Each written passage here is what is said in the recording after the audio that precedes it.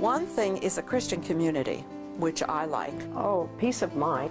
Another thing is it's an extended family, you know, with everyone. I mean, it's just, I go over there and I know so many people and I just feel as though it's my family. Just, it's a much simpler way to live and much more enjoyable way to live.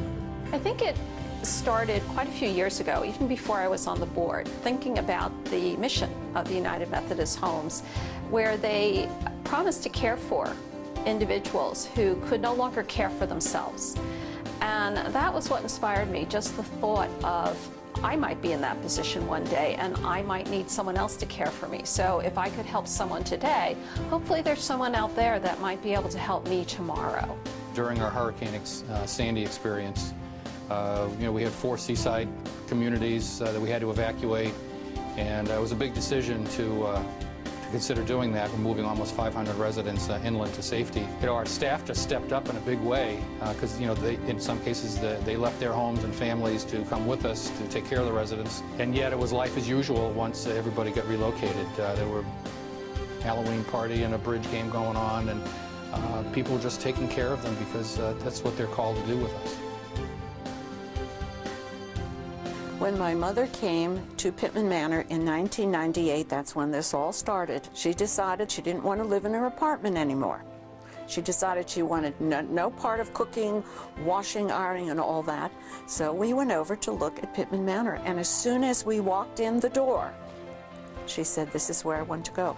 It was just a very warm feeling, and I felt it too. I grew up in the Methodist Church. I grew up in North Jersey, so there was always someone, it seemed like, from our church that was going down to Francis Asbury Manor, and so I knew of the homes. Well, I believe in the concept because I live in one of the retirement homes, and I'm a 3rd generation. My parents lived in one for 20 years, very happily. When I got back involved as a young adult in the church, I started getting some of the flyers, and it was like, I really like the mission. I really like what this is about.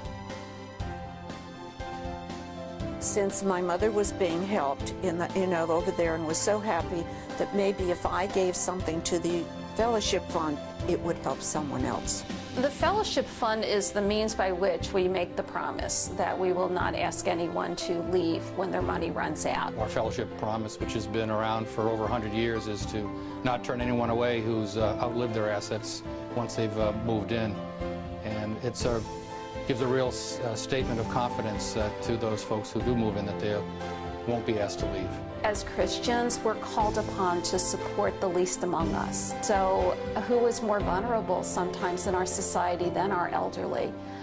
They're the ones who provided the care for us when we were young. It's time we turn around and provide the care for them.